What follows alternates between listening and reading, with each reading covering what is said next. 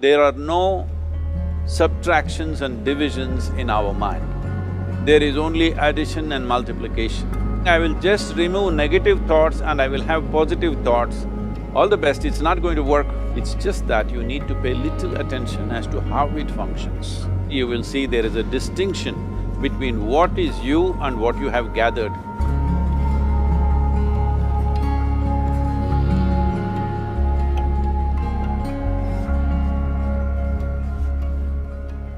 Well, see the way the question is asked and also the way normally it's addressed is, people think there is something called as negative thought and positive thought.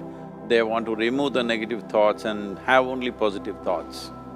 For such people, I would ask them to just experiment for 10-15 seconds. Let them forcefully remove one thought from their mind. For example, next 10 seconds, just don't think of a monkey. Try not to think of a monkey for next 10 seconds. You will see you will be full of monkeys. So what I'm saying is, this is the nature of your mind, because in this mind, all the three pedals are throttle. There is no brake, there is no clutch. Whatever you touch, it will only go faster. In this kind of mind, people have been taught from moral teachers and religious teachers, do not think about bad things. Well, since then it's been a full-time job. So there is no way you can handle the mind like this. This doesn't need any great enlightenment. If you spend 2 minutes with your eyes closed, you will realize you cannot do anything forcefully with this mind. So, I want to remove negative thoughts. Do not ever go in this direction, because what you want to remove will become your quality. Always you will be on it. So what should I do? The thing is this, without understanding the fundamental mechanism of this mind, because our mind, human mind, is the most sophisticated computer on the planet. Even all the supercomputers have come out of this. When this is the case, is it not important that we understand the mechanics of how it functions? One simplistic aspect of how it functions is, there are no subtractions and divisions in our mind. There is only addition and multiplication. If you try to do something with it, it will say one more. If you try hard, it will multiply into many more. In this mind, you don't try to identify what is positive, what is negative and try to remove it. First of all, one needs to understand, this mind of yours, this body of yours is supposed to serve you.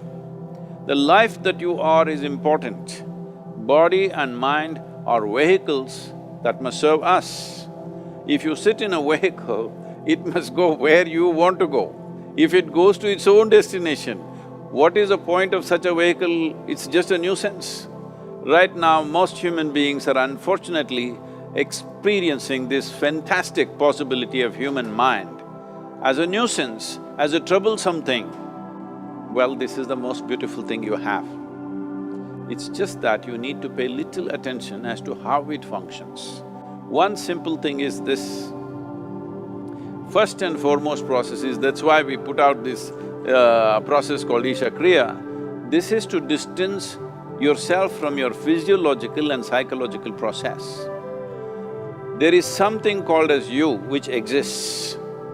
This is not a composite of all your thoughts and emotions and physiological processes. Beyond that, there is you. If you close your eyes, even if you cannot see anything, you're still there. It is through the window of your eyes that you're looking out, but if you close your eyes, it doesn't mean that you don't exist, you still exist.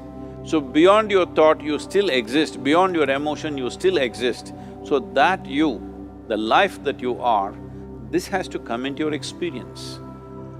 Why is it that you're not allowing that to come into your experience, which is the most significant aspect of who you are? Who you are right now, the most significant aspect is, you and me are alive right now, this is it.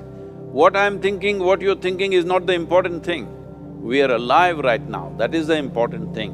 So, it is important that you focus on this fundamental sense of aliveness within you, and then you will see there is a natural distance between you and your thought process.